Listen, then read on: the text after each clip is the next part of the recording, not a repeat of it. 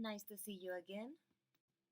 This is the second video for Unit 3.4 about alterations in chewing and swallowing, dysphagia in patients with acquired disability. Dysphagia is defined as difficulty swallowing, that is, difficulty forming and moving the food bolus or liquids from the mouth to the stomach due to dysfunction of one or more two phases on swallowing. It can be caused by a mechanical obstruction of the esophagus by a foreign body or tumor, or by motor disorders of the pharynx or esophagus, frequent situations among people with acquired disabilities.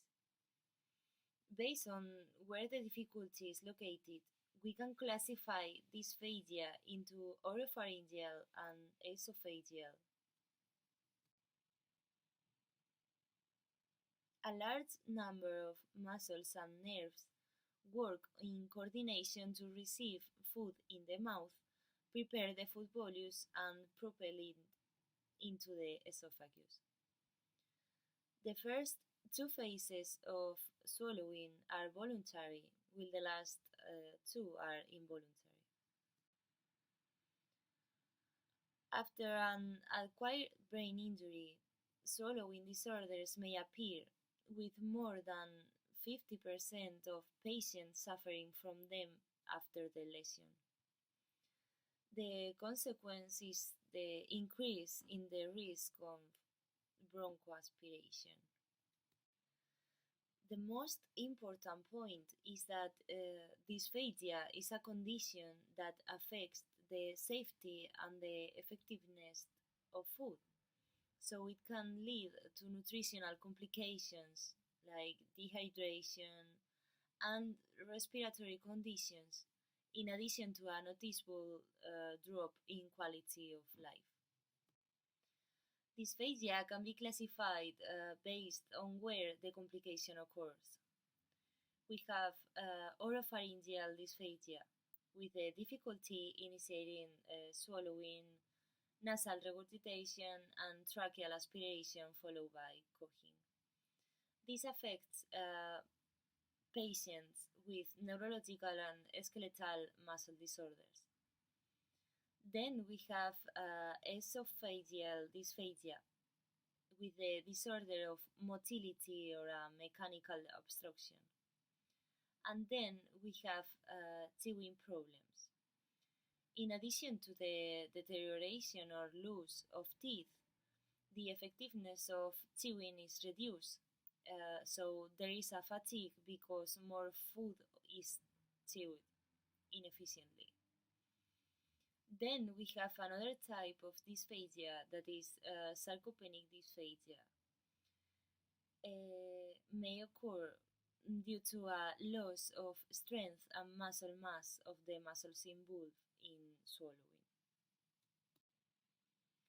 As professionals, we can recognize certain signs of dysphagia that help prevent choking, such as the wet voice, clear dehydration, cough after swallowing, for example.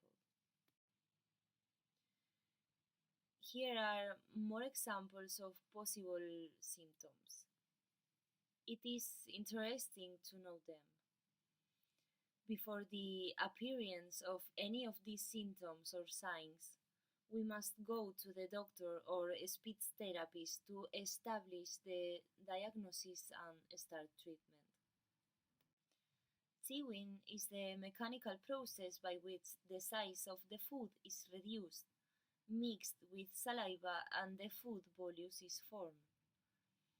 During chewing, the first stage of food digestion occurs thanks to the enzymes present in saliva.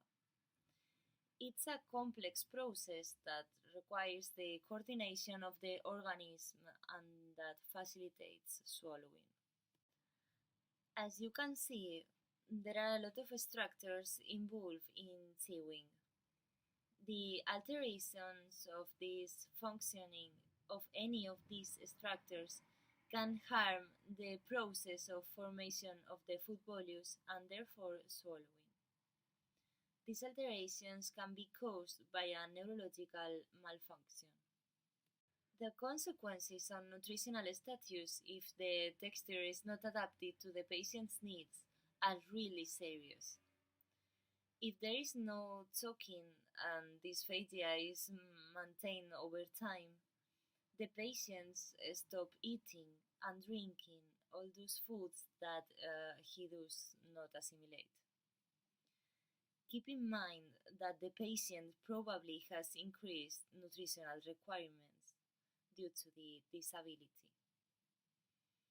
This is reflected in an state of malnutrition and dehydration, accompanied by a series of psychological and social factors typical of the disability situation that aggravate the situation.